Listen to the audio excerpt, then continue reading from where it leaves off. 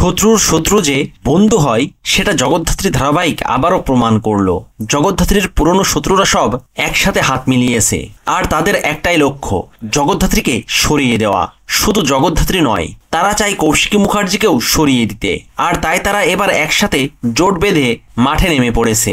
আর এই সমস্ত ষড়যন্ত্র তারা দুর্গার বিয়েকে ঘিরে করছে। দুর্গার বিয়ের রাতেই তারা জগদ্ধাত্রীকে শেষ করে দিতে চাইছে। আর এদেরকে ভেতর থেকে সাহায্য করছে উৎসব ও বৈদেহী মুখার্জি।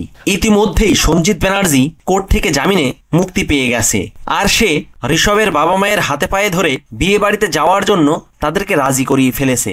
আর অন্যদিকে লিলিপুট অনুষ্ঠান ম্যানেজমেন্টের লোক হিসেবে ঋষভের পরিবারের চোখে ধুলো দিয়ে গায়ে হলুদের তত্ত্বের মধ্যে বন্দুক ঢুকিয়ে দিয়েছে। আর সেই বন্দুকটা দিয়েই সঞ্জিত ব্যানার্জি জগদ্ধাত্রীকে শুট করবে। সেই সাথে সঞ্জিত ব্যানার্জি তার কিছু ভাড়াটে গুন্ডা লোককেও মুখার্জি বাড়িতে ঢুকিয়ে দিয়েছে।